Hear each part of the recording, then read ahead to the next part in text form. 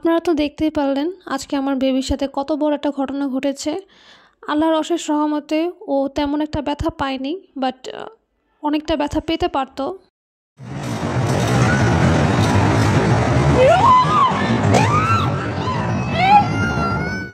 আমাদের দুইটা বাবুকে নিয়ে আমরা সুন্দর মতো ঘুরতে যাচ্ছিলাম আজকে ওদেরকে একটু প্লেগ্রাউন্ডে নিয়ে যাব, নিয়ে ওরা খেলাধুলা করবে, ওদের মনটা একটু খুশি হবে, ওরা একটু এনজয় করবে।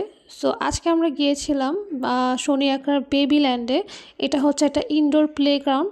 সো এখানে যাওয়ার উদ্দেশ্য ছিল, এটা অনেক দিন যাবতই শনি আঁকড়ায় ওপেন হয়েছে, শনি আঁকড়া জাপানি বাজারে। সো যাবো করে যাওয়া হচ্ছিল না। সো অ্যাট লাস্ট প্ল্যান করলাম যে যাক আমাদের বেবিটাদেরকে নিয়ে যাই, আমার বেবি অ্যান্ড আমার ছোটো বোনের বেবিকে নিয়ে। সো দুইটা বেবি আমরা আমাদের সমান। সো ওরা দুজন একসাথে খেললে হয়তো বা এনজয় করবে অনেক বেশি। সো এই চিন্তা করে আমরা আজকে ঠিক সন্ধ্যার দিকে ল্যান্ডের শনি আঁকড়া ব্রাঞ্চটায় যাই। সো প্রথম ওরা ভালোই এনজয় করছিল। ও নর্মালি এই স্লাইডগুলোতে অনেক এনজয় করছিল। আর পাশাপাশি ও ফার্স্ট টাইম যেহেতু এরকম প্লেগ্রাউন্ডে এসেছে, সো আমি ফার্স্টে ওকে একটু ফ্রি হওয়ার জন্য এই বল সাইডে নিয়ে এসেছিলাম, যাতে ও একটু খেলে এনজয় করে। এরপর হচ্ছে আমার বেবি কিন্তু মোটামুটি খুশিই ছিল, ফার্স্ট থেকেই খুবই খুশি ছিল। একটু নার্ভাস ছিল, যেহেতু ও ফার্স্ট টাইম ইনডোর প্লেগ্রাউন্ডে এসেছে। বাট তারপর আমি চাচ্ছিলাম ও আস্তে আস্তে একটুখানি ফ্রি হোক, দেন হচ্ছে আমি ওকে বাকি রাইডগুলোতে হচ্ছে উঠাবো। সো আমার বেবিকে আজকে এত হ্যাপি দেখে আমি এত হ্যাপি ছিলাম। ভাবছিলাম যে না, ও অনেক দিন পর যেহেতু এরকম একটা জায়গায় এসেছে, ও অনেক বেশি এনজয় করবে। বাট আমার বেবির সাথে যে এরকম একটা ঘটনা ঘটে যাবে আমি আসলে কখনো কল্পনাই করিনি। সো আপনারাই দেখেন কি ঘটেছিল।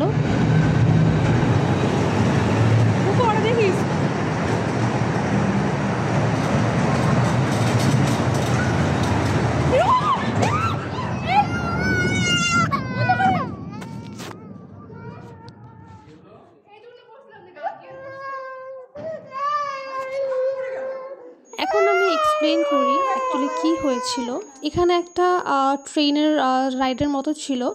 সো আমরা নর্মালি ওদের বেবিদেরকে এখানে বসিয়েছিলাম। হ্যাঁ, এটা ওদের হচ্ছে প্যাকেজের মধ্যে ছিল। সো আমরা বেবিদেরকে বসিয়েছিলাম, আমরা বলেছিলাম যে আমরা বেবিদের সাথে থাকি, ওদের সাথে আগে ওদের নাকি সিস্টেম ছিল যে বেবিদের সাথে বসে হচ্ছে একজন গার্জিয়ান বসে থাকতে পারবে, দেন হচ্ছে ওরা এই ট্রেনটা চালাবে। হ্যাঁ, তো এরকম আমরা ফার্স্টে বলেছি যে বেবিকে তো একা এরকমভাবে ছাড়া যাবে না। তো ওরা বলছে যে না, গার্জিয়ান অ্যালাউ না। তো আমরা হচ্ছে সরে গিয়েছি। অ্যান্ড আমরা নর্মালি জানি যে এরকম প্লেগ্রাউন্ডে যেহেতু বেবিরা আসে, এখানে ট্রেনের যেই পাওয়ারগুলো থাকবে বা স্পিডগুলো থাকবে, এটা নর্মালি অনেক কম থাকবে। হ্যাঁ, বাট ওনারা হচ্ছে ট্রেনটা চালু করার পরে এত পরিমাণে স্পিড দিয়ে চালু করেছে যে আমার বেবি একদমই ব্যালেন্স করতে পারেনি। আর হচ্ছে কোনো সিকিউরিটি ছিল না, কোনো সিট বেল্ট বা কোনো কিছু ধরার মতো কোনো সিস্টেমই ছিল না।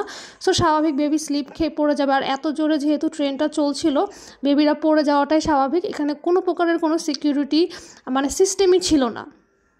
এরপর যখন আমরা ওনার দুজন ছিল, ওনাদেরকে কমপ্লেন করে যে এরকম মানে এটা কেমন সিস্টেম, যে আপনারা যেহেতু জানতেন যে এটার স্পিড এত বেশি, আপনারা কেন বেবিদেরকে অ্যালাউ করলেন? আর এখানে কোনো ইনস্ট্রাকশনও ছিল না যে এত বছর থেকে এত বছর পর্যন্ত বেবিরা এখানে বসতে পারবে।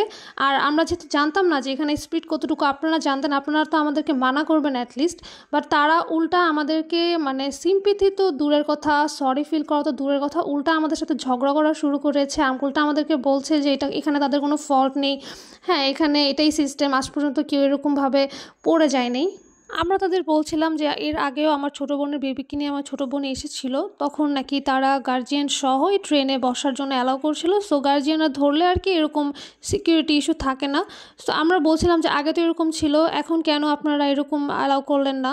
আর যদি অ্যালাউ নাই করতেন, আপনারা আমাদেরকে আগে থেকে অ্যালার্ট করতে পারতেন যে এখানে এত বছরের বেবিরা মানে বসতে পারবে। সো আপনারা কোনো ইনস্ট্রাকশন দেননি, কিছু দেননি। তার মধ্যে ট্রেনের স্পিড এই পরিমাণ বাড়িয়ে রেখেছেন যে বেবিরা মানে কোনোভাবেই মানে কন্ট্রোলই করতে পারে না, বসতে পারছিল না, স্লিপ খাচ্ছিল। এটা তো তাহলে কোনো রুলসের মধ্যেই পড়ে না। তারা আমাদের কাছে সরি মানে বলা তো দূরের কথা, সরি ফিল করাও দূরের কথা, তারা উল্টা আমাদের সাথে ঝগড়া করা শুরু করেছে। আমাদেরকে বলছিল যে তাদের এই ট্রেন 4 লাখ টাকা দিয়ে কিনা।